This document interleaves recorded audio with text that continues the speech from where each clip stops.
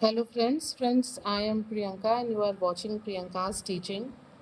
Friends, today I am going to explain you the poem No, written by Thomas Hood. Friends, this is the first poem of class 6 book, New Oxford Modern English. I will explain you the poem stanza wise, line by line, so be with me and let's start, okay? Do you know the difference between weather and climate. यहाँ पे आपसे author पूछ रहा है poet कि क्या आपको climate और वेदर के बीच में डिफरेंस पता है। What is the climate like where you live, आप जहाँ रहते हैं वहाँ का क्लाइमेट कैसा है। And what are your favourite time of the year and why, आपका पूरे साल में कौन सा जो टाइम होता है, कौन सा जो सीज़न होता है वो आपका फेवरेट होता है, आपका पसंदीदा होता है और क्यों होता है। Find out about a place with an extremely cold climate and what life is like for the people who live there। और कह रहा है पोइट यहाँ पे कि आप थोड़ा कुछ पढ़िए, पता लगाइए कि जो जगह ठंडे होते हैं वहाँ का जो बहुत ज़्यादा जो जगह ठंडे होते हैं वहाँ का लाइफ कैसा होता है और वहाँ के जो लोग होते हैं वो किस तरह का जो लाइफ है वो स्पेंड करते हैं, किस तरह का जीवन व्यतीत करते हैं। Okay, so I hope you all will write something in comment section. Okay, now let's start the poem. I'm going to read it thoroughly. No sun, no moon, no morn, no noon, no dawn, no dusk, no proper time of day, no sky, no earthly view, no distance looking blue, no road, no street, no the other side the way. This is the contraction of the other side the way.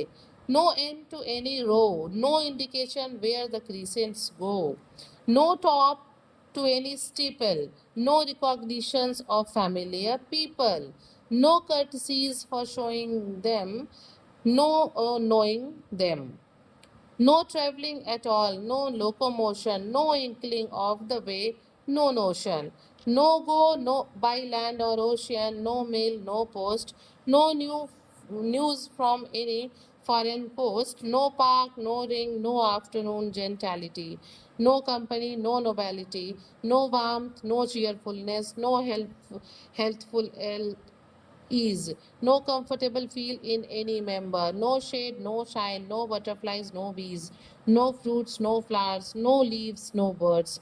November. Friends, you can see that in this poem, Thomas Hood has used no repeatedly. पूरे poem में उसने repeatedly no use किया है और last में एक word लिखा है November. Means friends, this poem has been written in the background of November in the autumn season. ठीक है ना, ये जो पोएम है वो किस में लिखा गया है, वो नवंबर के ऑटम सीजन में नवंबर के बैकग्राउंड में लिखा गया है। When everything is fully covered with snow, जब सारी चीज़ें क्या होती हैं, बिल्कुल जो है किससे ढकी होती हैं, सारी चीज़ें जो है वो बर्फ़ में ढकी होती हैं, सारी चीज़ें हमको सिल्वरी वाइट दिखाई देती हैं। Okay friends, and friends in such situation life becomes very difficult as everything stop. ठीक है सर, इस टाइम क्या होता है जब चीज़ें बर्फ़ से ढक जाती हैं तो जीवन बहुत कठिन हो जाता है, क्योंकि क्या होता है कुछ भी हमें दिखाई नहीं दे रहा होता है। And wherever you will see you will find silver snow covering everything. आप जहाँ भी देखते हैं आपको सिर्फ बर्फ से ढकी हुई सारी चीज़ें चांदी जैसी, सिल्वर जैसी दिखाई देती है। Now I am going to explain you the poem line by line। Means friends, in this poem there is absolutely nothing in November। Okay, poet के कहने का मतलब है कि नवंबर में कहीं भी कुछ भी नहीं होता है, क्योंकि कुछ भी दिखाई नहीं देता है बर्फ की वजह से। Now let's start the poem। No sun, no moon, no morn, no noon, no dawn, no dusk, no proper time of day। Poet यहाँ पे कहता है कि बर्फ की वजह से, ठंड की वजह से, ठंड की धुंध की वजह से ना सन दिखाई देता है कि वो कब निकलता है, ना मून दिखाई देता है। नो मॉर्न नो नून, जब हमें सन और मून नहीं दिखाई देते हैं तो पता ही नहीं चलता है कि कब सुबह हो रही है, कब दोपहर हो रहा है। No dawn no dusk, dawn means the time before the sunrise and dusk means the time before the sunset. मतलब पता ही नहीं चलता है कि कौन सा दिन का कौन सा पहर चल रहा है, कौन सा पार्ट है ये दिन का। No proper time of the day, मतलब पता ही नहीं चलता है सूरज के निकलने का, दोपहर के होने का, शाम के होने का। Means the whole day seems same as there is no morning no noon। ठीक है, and why no morning no noon? Because everything is covered with snow। Now come on the next line। No sky, no earthly view, ना आसमान दिखाई देता है, ना ही earthly view कोई दृश्य पृथ्वी का दिखाई देता है। नो डिस्टेंस लुकिंग ब्लू, मतलब दूर से हम लोग कभी नीचे खड़े होते हैं तो ऊपर ब्लू यहाँ स्काई के लिए यूज किया गया है, तो कभी आसमान में हम देखते हैं ना तो हमें आसमान दिखाई देता है, but because of November, because of the autumn season and because of the snow and that fog, nothing is visible, कुछ भी दिखाई नहीं दे रहा है, ब्लू आसमान नहीं दिखाई दे रहा है, कोई अर्थली व्यू नहीं दिखाई दे रहा है हमें, ठीक है। नो रोड नो स्ट्रीट, ना ही सड़कें दिख रही हैं, ना रोड दिख रहे हैं, ना स्ट्रीट्स दिख रहे हैं, and the other side the way, मतलब दूसरा तरफ, दूसरा हिस्सा, दूसरे तरफ का किनारा भी बिल्कुल भी जो है वो नहीं दिखाई दे रहा है। मतलब nothing is visible, nothing is seen because of snow, because everything is covered with it, okay. यहाँ पे पोइट के कहने का मतलब है ना सड़कें दिख रही है, ना सड़क का कोई किनारा दिख रहा है, मीन्स कुछ भी नहीं दिख रहा है। No end to any row, row stands here for narrow street, no row means यहाँ पे रो का मतलब नैरो स्ट्रीट से है। No end to any row, बिल्कुल दिख नहीं रहा है ये जो नैरो स्ट्रीट्स हैं वो कहाँ खत्म हो रहे हैं, वो कहाँ तक जा रहे हैं। No indication where the crescents go, indication means hence, and crescents जो है वो हम यूजुअली कहते हैं चांद के लिए यूज करते हैं, but here it's symbolic meaning is arc shaped streets, जो घुमावदार सड़कें हैं जो उनका टर्न है उसके लिए यूज किया गया है कि no indication where the crescents गो, बिल्कुल भी कुछ हिंट नहीं मिल रहा है, बिल्कुल भी कुछ क्लू नहीं मिल रहा है कि ये जो नैरो स्ट्रीट्स हैं, इनके जो क्रीसेंट्स हैं, घुमाव हैं, ये आर्क्स हैं, ये किधर जा रहे हैं। No top to any steeple, steeple means होता है top of the church, okay, tower of the church. No top of any steeple, church का कोई टॉप जो है वो स्टीपल नहीं दिख रहा है, वो है बट दिख नहीं रहा है, ऐसा नहीं है कि वो है ही नहीं है, वो है बट बिकॉज ऑफ स्नो वो दिखाई नहीं दे रहा है।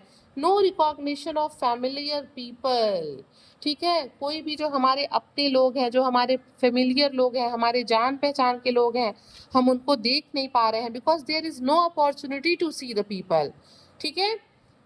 No courtesies for showing them, no knowing them means no courtesies for showing them, मतलब हम उनके लिए जो है कोई भी पोलाइट एक्ट नहीं कर सकते हैं, कोई नाइस बिहेवियर नहीं कर सकते हैं। नो नोइंग देम, हम उनको जान नहीं सकते हैं। ऐसे क्या होता है जब हमारी नॉर्मल लाइफ चल रही होती है, इस तरह का कोई सिचुएशन नहीं होता है, तो हम रोज नए नए लोगों से मिलते हैं, अपने फैमिली के लोगों से मिलते हैं, उनके लिए कुछ पोलाइट एक्ट हम करते हैं, वो कुछ हमारे लिए पोलाइट एक्ट करते हैं, कर्टसीज करते हैं, और हम उनको जानते हैं, नोइंग हम उनको जानते हैं, वो हमें जानते हैं, बट ये जो सिचुएशन चल रहा है, जो स्नो से सब कुछ कवर है, उसमें हमें कोई अपॉर्चुनिटी ही नहीं मिल रही है कि हम लोगों से मिलें और उनको जाने। No travelling at all, no locomotion, मतलब इतना बर्फ गिरा हुआ है, roads are covered with snow that travelling is not possible. Locomotion motion means होता है, ये एक साइंस का टर्म है बेसिकली, इसका मतलब होता है कि movement from one place to another place. तो यहाँ पे पोइट कह रहा है कि all the roads are covered with water, that is why there is no traveling, no locomotion, no inkling of the way, no notion। inkling means friends होता है clue, मतलब कोई hint नहीं है, कोई notion means होता है idea, कोई आइडिया नहीं है, कोई लिंक नहीं है कि हम कहीं जा आ सकें, कोई कहीं किसी से मिल सकें। नो गो बाय लैंड और ओशियन, ना ही हम सड़कों के थ्रू, ना ही हम ओशियंस के थ्रू कहीं जा सकते हैं, क्योंकि सारी चीज़ें किससे कवर्ड है, स्नो से कवर्ड है।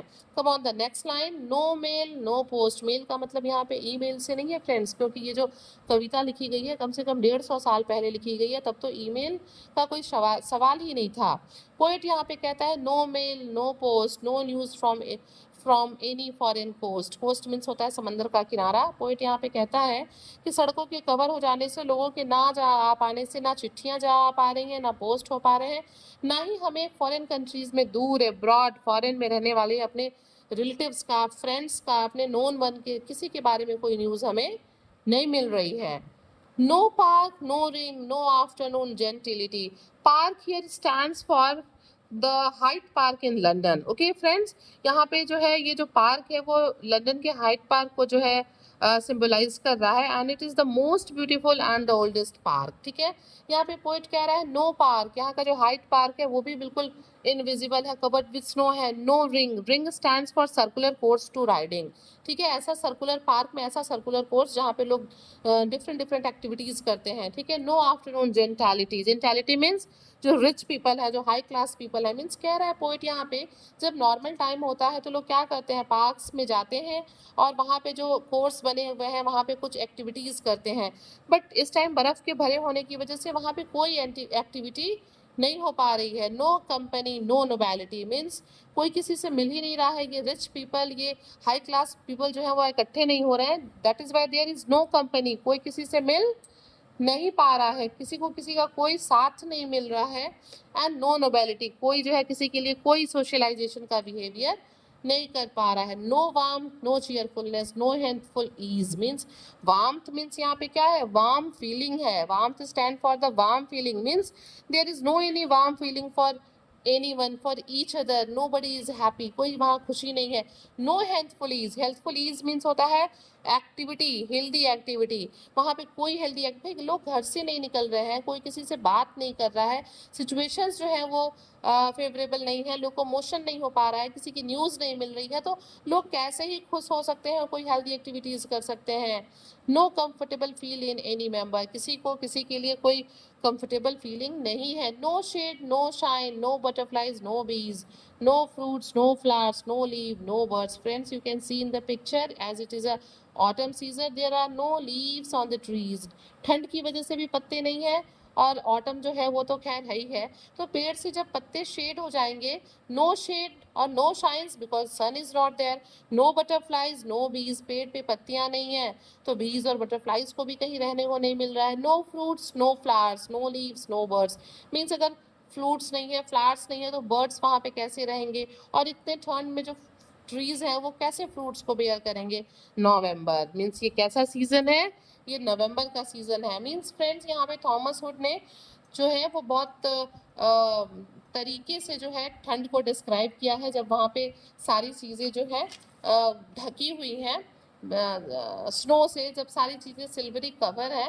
तो मतलब यहाँ पे इस सिचुएशन में पोएट हमको बता रहा है कि आप सोचिए कि जब सब कुछ जो है कवर है स्नो से, तो उस टाइम लाइफ जो है वो हमको बताना चाहता है बेसिकली कि लाइफ जो है वो कितना डिफ़िकल्ट होगा। और अगर हम कहें तो हम ये भी कह सकते हैं कि पोइट का ये भी कहना है कि कभी कभी नो कहना भी बहुत क्या होता है, ये भी बहुत ज़रूरी होता है। Saying no can be liberating and empowering, and that sometimes it is necessary to say no in order to maintain personal integrity and independence. Poet यहाँ पे कहता है कि अपनी इंटीग्रिटी और इंडिपेंडेंस, अपने इंडिपेंडेंस को बनाए रहने के लिए भी कभी कभी नो कहना बहुत ज़रूरी है। Friends, if you like the poem, if you like the explanation, please do share to others, and very thank you for watching.